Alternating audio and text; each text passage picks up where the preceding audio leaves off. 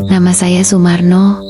Umur saya sekarang 60 tahun. Sudah hampir seumur hidup saya tinggal di kampung ini. Kampung kecil di lereng pegunungan, jauh dari jalan raya besar, jauh dari pusat kota, tapi dekat, sangat dekat dengan yang tidak seharusnya ada di dunia ini. Sebelum saya cerita lebih jauh, saya mau bilang satu hal dulu. Saya waras. Saya tidak gila. Saya tidak pernah pakai minuman keras. Tidak pernah pakai obat apa-apa. Saya masih bisa ingat nama semua cucu saya. Masih bisa baca ayat kursi dengan lancar. Saya bersumpah demi Allah dan demi anak cucu saya, semua yang saya ceritakan ini benar-benar terjadi. Kalau ada yang bilang saya ngarang silakan, tapi jangan pernah datang ke kampung saya dan koba-koba lewat pohon beringin itu malam-malam, karena saya sudah lihat apa yang ada di sana. Saya sudah dengar suaranya. Saya pernah berdiri hanya 3 meter dari dia dan sampai sekarang, tiap saya merem, saya masih bisa lihat matanya. Semua ini berawal tahun 2023. Bulan Mei waktu itu, kampung kami kedatangan keluarga baru dari kota. Katanya sih pengusaha bangkrut dari Semarang. Mereka mau hidup tenang, jauh dari hiruk-pikuk kota. Namanya Pak Ardi, istrinya Bu Rini, dan satu anak perempuan umur sekitar 9 tahun, namanya Intan. Rumah yang mereka beli itu rumah kosong di ujung kampung, dekat pohon beringin tua. Pohon itu sudah berdiri dari zaman kakek buyut saya. Batangnya besar seperti 5 orang dewasa melingkar, dan akarnya menjalar kemana-mana. Konon katanya, itu bukan sembarang pohon, itu tempat tinggal makhluk yang dulu pernah manusia, tapi matinya tidak wajar.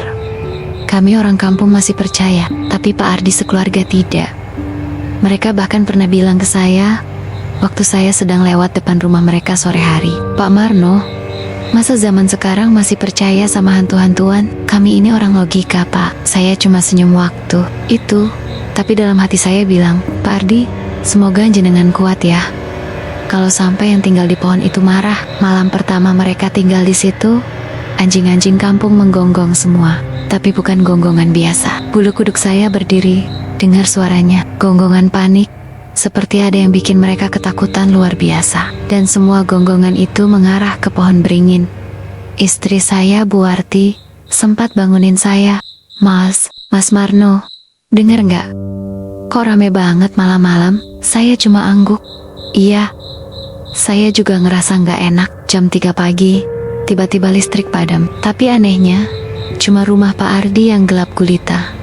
Rumah-rumah lain masih terang. Saya lihat dari jendela, rumah mereka mati total, gelap, hitam, dan saw it too. Saya lihat sesuatu dari balik jendela rumah saya. Saya bisa lihat pohon beringin. Malam itu, kabut turun tebal, dan di antara akar pohon yang menggembung seperti ular itu, saya lihat ada sesuatu yang melayang. Perempuan, bajunya putih, rambutnya panjang, acak-acakan. Wajahnya, ya Allah, tidak punya wajah, hanya kulit putih pucat dengan 2 lubang hitam besar menggantikan mata. Dia mengambang, bergerak pelan menuju rumah Pak Ardi. Saya cuma bisa mundur dari jendela. Tubuh saya gemetar, mulut saya baca istighfar sepat-sepat. Paginya, saya pura-pura lewat depan. Ibu Rini duduk di teras, mukanya pucat. Saya sapa, "Pagi, Bu Rini." "Pie, semalam tidur nyenyak?" Dia menatap saya, matanya merah. "Bapak, semalam saya lihat perempuan berdiri di dapur." Dia nunjuk ke anak saya sambil ketawa kecil. Suaminya gak percaya, tapi saya tahu saya lihat itu. Dia berhenti, bibirnya gemetar. Saya tahu, rumah ini gak sendirian, Pak. Saya gak jawab. Saya hanya menatap pohon beringin yang berdiri megah tapi menyeramkan di belakang rumah itu. Dalam hati saya cuma bisa bilang satu hal, "Enduk, jenengan wis nyenggol ting ora aiso didelok. Semoga sampeyan kuat."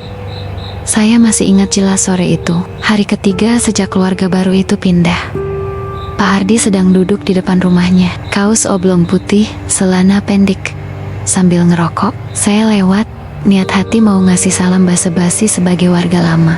Tapi sebelum saya buka mulut, dia sudah nyapa duluan. "Wah, Pak." Saya kira di kampung itu orangnya rame ramah, tapi kok tetangga pada diam-diam ya? Saya cengengesan aja. Hehe, bukan diem pak. Warga sini cuman hati-hati. Dia ngisep rokoknya dalam-dalam, terus ngebuang asap ke langit. Hati-hati sama apa? Sama pohon itu. Dia tunjuk pohon beringin di belakang rumahnya, masih sambil senyum meremehkan. Dengar-dengar dari istri saya. Katanya pohon itu keramat. Dah, pak. Udah 2023 gini, masih aja percaya tahayul? Saya langsung diam, tapi dalam hati, saya mulai ngerasa gak enak. Orang kota ini bukan cuman gak percaya, tapi enggledik sombong, gak tahu diri. Saya cuma bilang pelan, saya sih cuma mau ngingetin, Pak, di kampung ini, orang gak main-main sama pohon itu. Dari dulu sejak saya kecil, simbah saya udah bilang, situ keramat. Eda yang joga dan bukan manusia. Pak Ardi cuma ketawa. Wah, Pak, kalau ada hantu, suruh aja datang sekalian. Bayar saya foto, saya masukin Instagram. Saya berhenti jalan, saya tatap dia sebentar. Terus saya tanya, pelan tapi serius, beneran jenengan berani?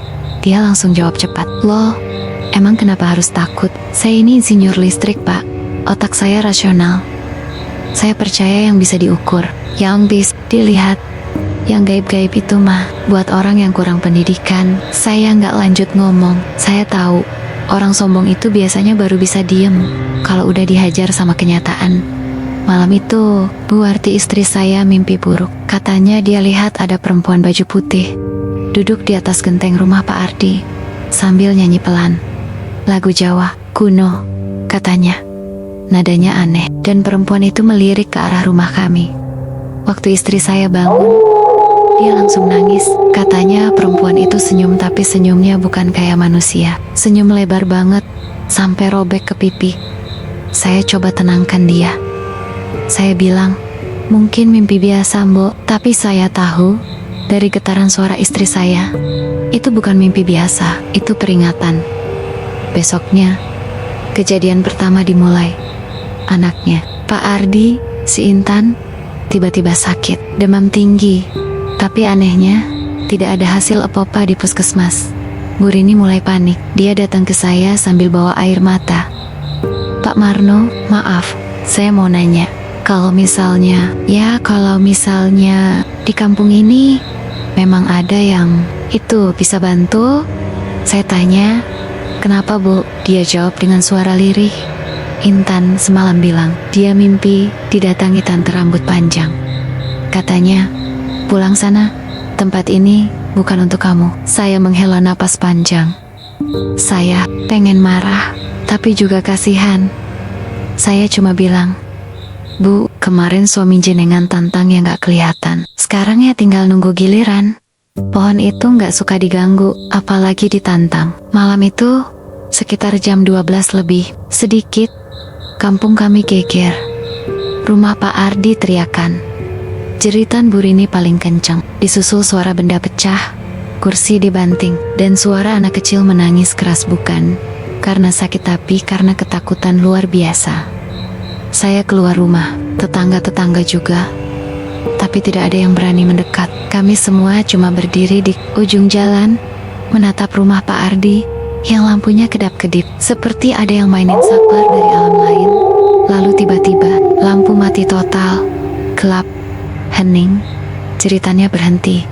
Dan dari balik bayang pohon beringin, saya lihat ada sesuatu merangkak ke atap rumah. Makhluk itu tinggi, kurus, rambutnya panjang, menjuntai sampai tanah. Wajahnya bukan wajah manusia, hitam, seperti daging terbakar. Dia menempel di tembok, jalan pelan, menuju jendela kamar Intan. Saya bisik ke diri saya sendiri, pelan sekali.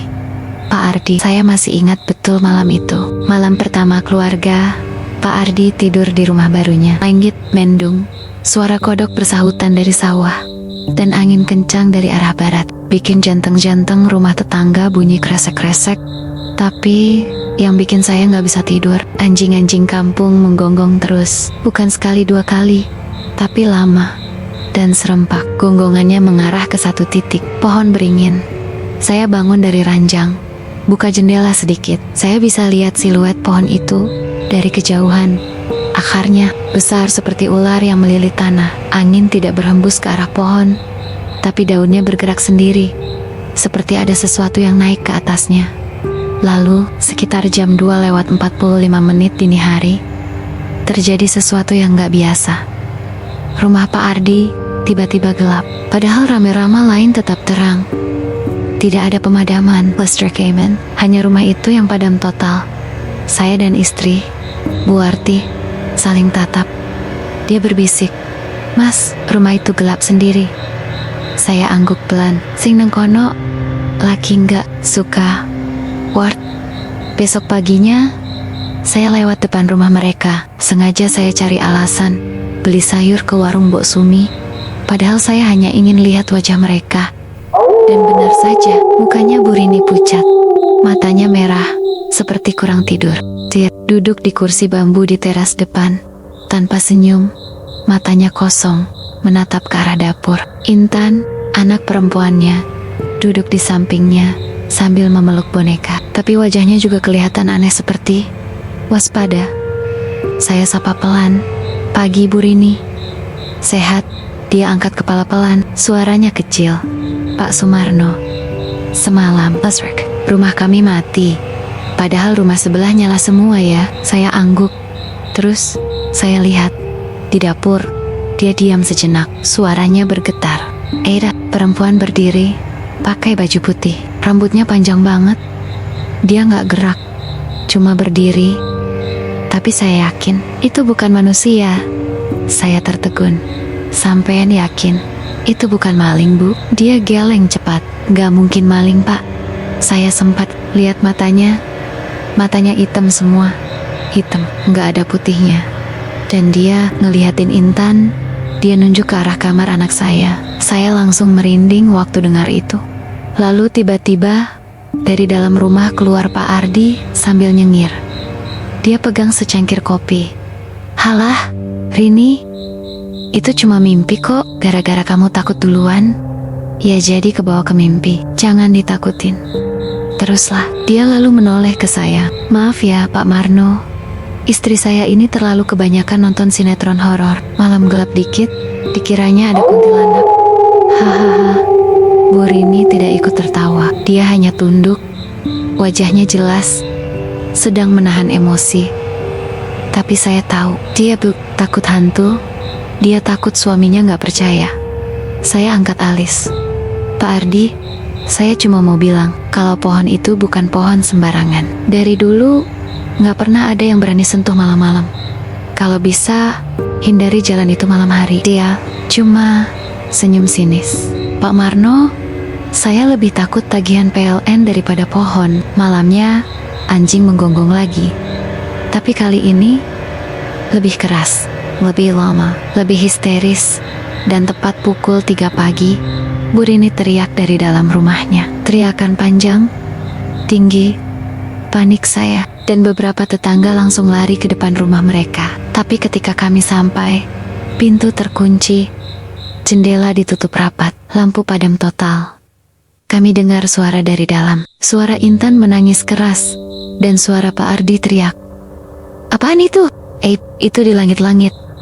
Keesokan harinya, Pak Ardi tidak keluar rumah, tidak ke warung, tidak menyapa siapapun, hanya Bu Rini yang duduk di teras. Wajahnya lebih pucat dari kemarin, matanya sembab, dan di ujung tangannya, saya lihat ada bekas cakaran merah memanjang. Saya tidak tanya apa-apa, tapi dalam hati, saya tahu mereka sudah mulai diganggu, tapi masih nggak percaya. Dan itu yang paling berbahaya. Sore itu, kampung kami tenang, seperti biasa. Matahari mulai condong ke barat, ayam sudah kembali ke kandang, dan suara ngaji dari surau kecil mulai mengalun pelan. Saya sedang duduk di serambi, ngopi, ketika tiba-tiba anak kecil mengguncang udara, panjang, nyaring, tapi bukan seperti tangis biasa. Jeritan itu lebih seperti teriakan makhluk yang kesakitan, marah, dan kelaparan. Saya langsung berdiri. Gelas kopi saya jatuh dan pecah di lantai. Dari arah surau, para bapak-bapak juga mulai keluar. Semua menuju satu arah. Rumah Pak Ardi, lagi-lagi. Dari sana sumbernya. Saya lari ke sana bersama Pak Roni dan Ustadz Hasan. Begitu sampai depan rumah, Bu Rini sudah berdiri di depan pintu. Mukanya panik, berkeringat, dan tangannya gemetar. Pak Marno, tolong. Intan, anak saya, dia bukan Intan lagi. Kami langsung masuk di ruang tengah. Tubuh kecil Intan menggelit jeliat di lantai. Matanya putih semua, bola matanya lenyap. Hanya tersisa putih yang keruh dan berurat. Tubuhnya kecil, tapi kekuatannya mengerikan. Dua orang dewasa tak mampu memeganginya. Mulutnya komat kamit, tapi bukan bahasa biasa. Saya mendekat pelan. Saya dengarkan baik-baik. Itu bahasa Jawa kuno. Kowe kabeh najis. Aku benci kowe kabeh. Iki dudu papanmu. Metu kiu. Semua kalian najis. Aku benci kalian semua. Ini bukan tempatmu. Pergi. Saya merinding sampai kaki. Saya bukan orang pintar, bukan ustadz, tapi saya tahu yang masuk ke tubuh anak itu bukan jin biasa. It's a lama. Roh yang dendam. Pak Ardi berdiri di sudut ruangan, tak bisa berkata apa-apa. Tangannya gemetar, wajahnya pucat. Dia melihat anaknya menggeliat seperti cacing. Berbusa mulutnya, dan terus mengumpat dalam bahasa yang bahkan dia tak paham. Saya akhirnya duduk di dekat anak itu. Saya keluarkan tasbih tua, warisan bapak saya. Saya mulai bacakan ayat kursi, pelan-pelan. Suara saya sempat bergetar, tapi saya teruskan. Allahu, la ilaha illallah. Intan atau apapun yang masuk ke tubuhnya langsung menjerit keras, seperti kesakitan. Tubuhnya membentur lantai. Dia tertawa tapi bukan tawa anak kecil. Tawa itu serak, parau, seperti wanita tua yang paru-parunya penuh lendir. Ora guna, wong tuo. Awak iki wis dudu anakmu. Tidak berguna, orang tua. Tubuh ini bukan anakmu lagi. Pak Roni ikut bantu saya bacakan doa. Ustadz Hasan menempelkan tangan ke dahi Intan. Perlahan, jeritannya melemah. Tubuhnya menggigil hebat, lalu kaku seperti kayu. Dan tiba-tiba diam. Beberapa menit, tidak ada suara. Lalu, tangannya terangkat sendiri. Jari-jarinya melengkung. Dari mulutnya keluar suara pelan, lirih. Ojo wani karo wit kui, awakmu kabeh bakal sirna. Jangan macam-macam dengan pohon itu. Kalian semua akan lenyap. Lalu tubuhnya jatuh pingsan. Nafasnya pelan, tapi hidup. Bu Rini langsung peluk dia erat sambil nangis terseduh-seduh. Pak Ardi, dia di lantai, masih tak berkata apa-apa. Tapi dari cara dia menatap kami, saya tahu, untuk pertama kalinya, dia percaya. Wajahnya bukan wajah seorang insinyur kota lagi, tapi wajah seorang bapak yang takut kehilangan anaknya. Saya mendekat dan bilang pelan, Pak Ardi, sampean harus minta maaf, bukan ke saya, bukan ke warga, tapi ke penunggu pohon itu. Sampean udah ganggu dia, tapi terlambat. Malamnya, sesuatu datang lagi, tapi kali ini bukan hanya untuk Intan. Saya pikir semua sudah puncaknya waktu Intan kesurupan itu. Saya salah besar. Pagi-pagi, sekitar jam 5 lewat sedikit, saya baru selesai wudhu di surau. Kabut masih tebal di jalanan kampung. Suara ayam belum terdengar, dan waktu saya lewat depan rumah Pak Ardi langkah, saya langsung berhenti. Kaca jendela rumah mereka penuh darah. Bukan bercak, bukan cipratan, tapi seolah-olah tangan berdarah menggosok-gosok kaca dari dalam. Ada bekas telapak tangan, ada cakaran panjang, 3 garis seperti kuku makhluk liar, dan darahnya belum kering. Saya tertegun. Lalu saya mundur pelan. Pak Roni yang datang dari arah surau juga berhenti di belakang saya. Pak, itu darah ya? Saya hanya angguk. Lihat, cakaran di bagian kiri itu. Panjangnya sampai ke bawah. Kuku manusia nggak bisa begitu, Pak. Kami putuskan panggil warga lain. Tak lama, sekitar 8 orang datang, termasuk 2 pemuda, Wanto dan Ilham. Wanto sok berani, ambil lap basah, maju membersihkan jendela. Baru disentuh 1 kali, dia langsung mimisan. Tetesan darah jatuh ke tanah.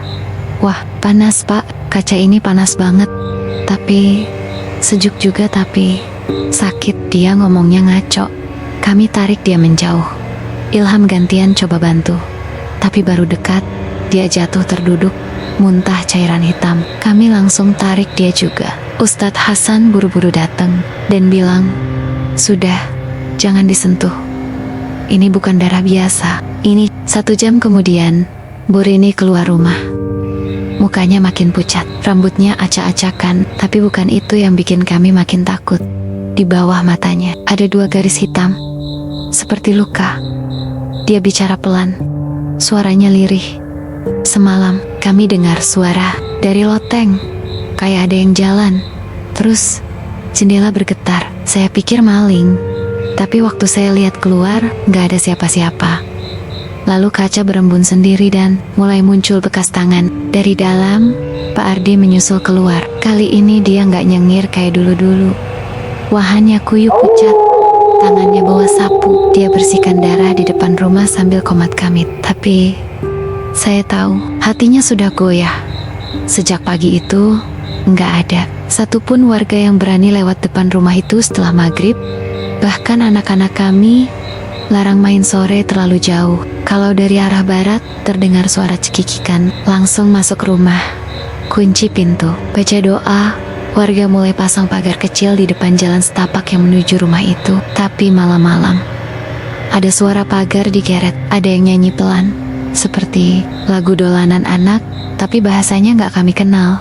Pohon beringin itu makin sering bergetar sendiri. Padahal angin diam, dan setiap kali daunnya jatuh, kami temukan dalam keadaan basah darah.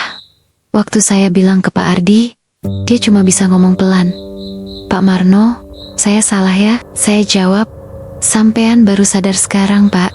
Ini baru awalnya. Saya ini orang tua, Pak. Umur saya sudah masuk kepala 6. Rambut saya tinggal separuh. Gigi udah copot banyak. Tapi malam itu, saya rasa jantung saya hampir copot juga. Malam Jumat Kliwon, udara lembab, angin diem, dan kampung rasanya lebih sepi dari biasanya. Saya belum bisa tidur.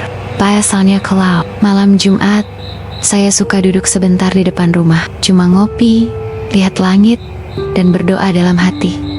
Tapi malam itu rasanya beda. Waktu saya berdiri di beranda, mata saya entah kenapa langsung tertuju ke satu arah, pohon beringin itu. Dan di sana, saya lihat dia, wanita itu. Dia berdiri tegak di bawah pohon, diam. Bajunya putih lusuh, sobik-sobik di bagian bawah, dan rambutnya panjang, menutupi seluruh wajahnya. Tapi saya tahu, dia sedang menatap ke arah saya, bukan pakai mata, tapi dengan sesuatu yang lebih gelap. Sesuatu yang saya rasakan menembus dada saya memitong, tangan saya gemetar, lidah saya kaku, napas saya pendek-pendek. Lalu, dia melayang, pelan, diam, tapi pasti. Tubuhnya naik sedikit dari tanah, kira-kira 1 meter, dan bergerak menuju rumah Pak Ardi. Dia nggak jalan, nggak terbang cepat, tapi meluncur, seperti kabut yang berat. Saya mundur 1 langkah, hampir jatuh, ingin teriak, nggak bisa. Ingin lari, kaki saya nggak nurut. Saya hanya bisa berdiri dan menonton wanita itu melayang menuju rumah keluarga itu. Dan waktu dia melewati jalan kecil samping rumah saya dengar suara pelan, "Aku njupuk bocah kui, aku akan ambil anak itu." Suaranya seperti desahan orang sekarat, tapi juga seperti bisikan langsung di telinga. Padahal dia belum sampai 5 meter dari saya. Saya kencing di celana malam itu. Iya, saya ngaku. Saking takutnya, saya nggak berani masuk kamar mandi. Saya jongkok di dapur. Tubuh menggigil, sampai azan subuh terdengar dari masjid. Besok paginya, kabar buruk langsung nyebar. Intan hilang dari kamarnya. Jendela kamar terbuka, Gordon robek, dan di atas ranjangnya, hanya ada satu benda seli rambet, panjang, putih, dingin seperti es waktu dipegang. Pak Ardi dan Bu Rini panik. Pak Ardi lari ke surau, teriak minta tolong, tapi warga cuma berdiri, saling pandang. Tak satu pun berani masuk rumah mereka. Karena kami tahu, itu bukan penculikan biasa, itu pengambilan. Dan yang mengambil bukan manusia. Saya peluk Pak Ardi. Dia gemetar, mukanya pucat kayak kapur. Saya bilang pelan, "Pak, Sampean sudah lihat sendiri. Ini bukan cerita kampung, ini bukan mitos.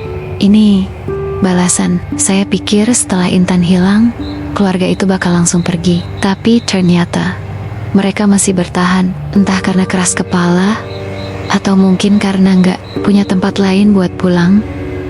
2 hari setelah hilangnya Intan, barulah mereka panggil Ustaz dari luar kampung. Katanya, Ustadz itu pernah nangani puluhan kasus kerasukan dan gangguan gaib. Namanya Ustadz Rahman. Badannya tegap, janggutnya lebat, sorot matanya tajam. Dia datang naik motor sore hari.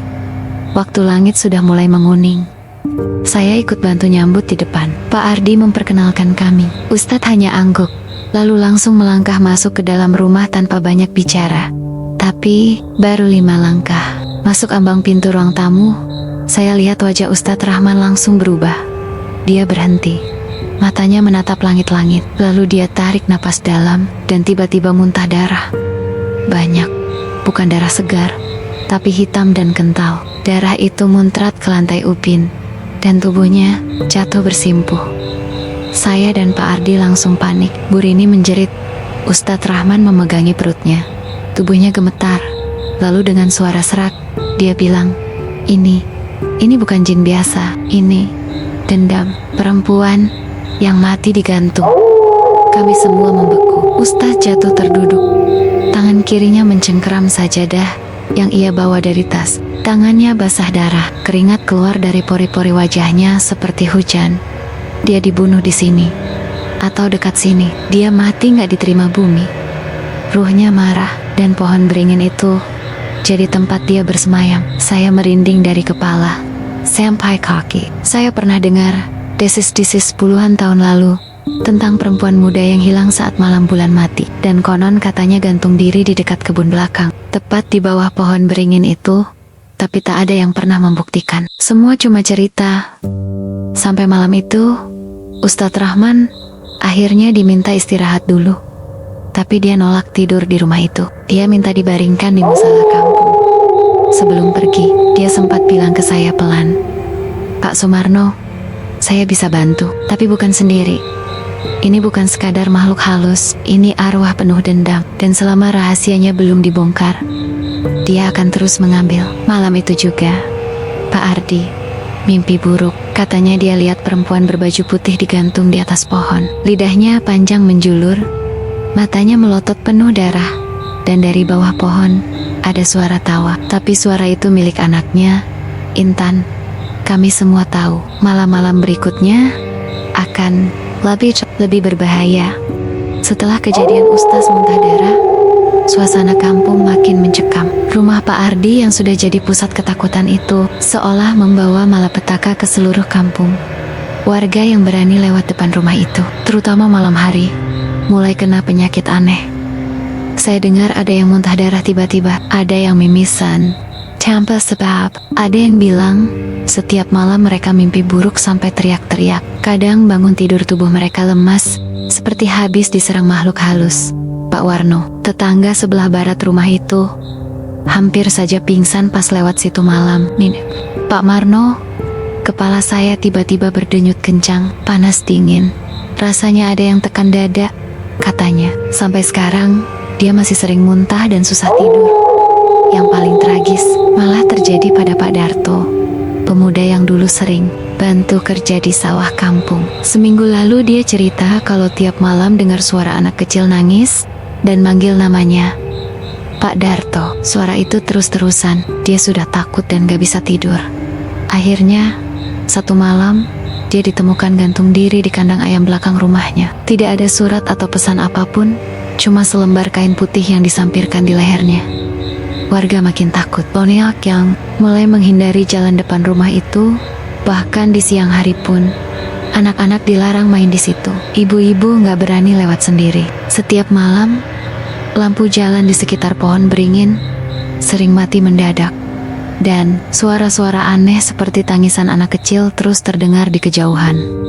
Saya sering dengar cerita kalau orang-orang yang sakit itu, kalau dipaksa lewat situ, badan mereka berat sekali, seperti ada yang menindih dari atas. Mereka juga bilang, ada bayangan putih yang mengikuti mereka dari belakang.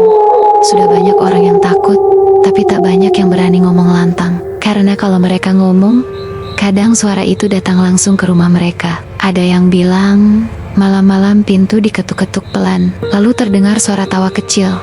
Kampung kami sekarang seperti hidup dalam bayang-bayang kematian. Pohon beringin tua itu bukan lagi pohon suci yang kami hormati, tapi jadi pintu neraka yang terbuka.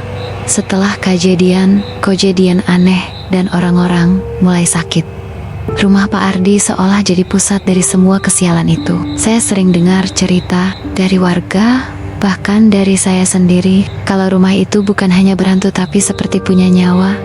Malam-malam di kampung mulai berubah. Kalau sudah gelap, warga yang berani lewat depan rumah itu sering mendengar suara napas berat keluar dari dalam rumah. Padahal rumah itu sudah kosong. Tak ada orang, tak ada hewan. Saya sendiri beberapa kali duduk di depan rumah, pengen tahu apa benar. Kadang saya dengar hahaha napas itu seperti orang kelelahan, tapi sangat dalam, menggema dari ruang tamu ke setiap sudut rumah. Buat saya, suara itu lebih menakutkan daripada teriakan atau jeritan.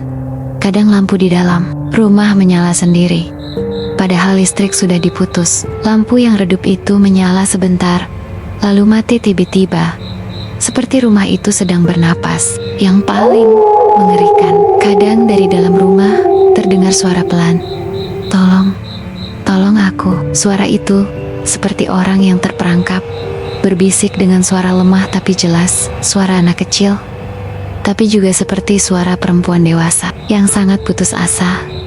Beberapa warga mencoba buka pintu rumah, tapi selalu terkunci rapat. Kalau dipaksa buka, mereka merasa ada yang menahan dengan tenaga yang luar biasa kuat, seolah-olah rumah itu menolak siapapun masuk.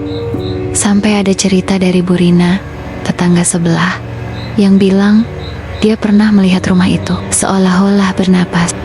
Dinding rumah bergelombang seperti dada yang naik turun mengikuti napas. Jendela rumah terbuka sedikit, lalu tertutup sendiri seperti menghela napas. Semua itu membuat kami makin takut dan gak berani mendekat. Rumah itu sudah jadi kutukan hidup, bukan hanya untuk keluarga itu, tapi untuk seluruh kampung. Sudah beberapa minggu rumah itu penuh dengan aura kematian dan ketakutan. Orang-orang makin enggan bicara, tapi kami semua tahu satu hal. Keluarga itu sudah gak betah. Suatu malam, sekitar pukul 2 dini hari, saya sedang duduk di teras rumah sambil mengawasi sekitar. Tiba-tiba, lampu mobil menyala dari arah rumah itu. Mobil itu melaju pelan, hampir seperti orang takut diinjak gas terlalu kencang. Mata saya menangkap sosok keluarga itu. Pak Ardi, Bu Rini, dan 2 anaknya yang satu terlihat pucat dan kaku di pangkuan ibunya. Mereka nggak bawa apa-apa, tak satu pun koper, tas, atau barang bawaan. Hanya tubuh yang tampak lelah dan ketakutan. Mereka naik mobil, muka pucat seperti melihat hantu seumur hidup. Anak kecil yang biasa ceria itu kini tubuhnya kaku, matanya kosong. Ibunya terus membelai kepala anak itu sambil menangis pelan. Saya berteriak dari jauh, "Pak Ardi, mau kemana? Kenapa nggak bilang sama kami?" Tapi mereka hanya diam tak menoleh. Mobil itu segera melaju dan menghilang ke arah jalan utama kampung. Setelah mobil itu pergi, suasana di kampung makin sunyi. Rumah mereka yang dulu penuh tawa, kini tinggal rumah kosong yang dipenuhi bayangan gelap. Saya dengar dari beberapa tetangga yang tahu, mereka kabur karena sudah tak tahan dengan gangguan dan teror yang makin parah. Anak itu sakit parah, katanya. Tubuhnya seperti kerasukan. Mereka takut kalau dibiarkan, anak itu bakal hilang seperti intan. Tapi meskipun mereka sudah pergi, saya yakin satu hal, rumah itu tetap tidak kosong. Dan pohon beringin tua itu masih menyimpan rahasia yang mengerikan. Setelah keluarga itu kabur, kami kira gangguan akan berhenti. Rumah itu sudah kosong, tak ada lagi orang yang bisa disakiti. Tapi kenyataannya, teror itu malah makin menjadi. Malam-malam berikutnya, warga kampung mulai dengar suara-suara aneh dari rumah itu. Terkadang, dari balik jendela yang pecah, terdengar suara tertawa pelan. Tertawa itu bukan tawa manusia biasa, tapi tawa yang bikin bulu kuduk merinding. Kadang suara itu berubah jadi nyanyian. Nyanyian dalam bahasa Jawa kuno, lagu yang sudah lama hilang dari ingatan kami. Lagu yang dulu diceritakan sebagai tembang untuk memanggil roh jahat. Saya sendiri pernah dengar, waktu lewat rumah itu malam hari, ada sosok wanita berbaju putih berdiri di balik jendela, rambut panjang menutupi wajahnya. Dia mengayunkan kepala pelan sambil menyanyikan lagu itu dengan suara serak. Warga yang berani lewat depan rumah itu jadi tambah takut. Banyak yang bilang, rumah itu tidak hanya dihuni roh perempuan itu, tapi juga penuh dengan aura dendam dan kemarahan. Saya masih ingat, suatu malam saat saya lewat di situ, ada suara bisikan pelan dari pohon beringin. Suara itu seperti memanggil nama saya, dan saya merasa ada tatapan dingin yang mengikutiku sampai jauh. Kami tahu, wanita itu yang kami panggil kuntilanak tidak pernah pergi. Dia masih di sana, menunggu sesuatu yang tidak kami mengerti.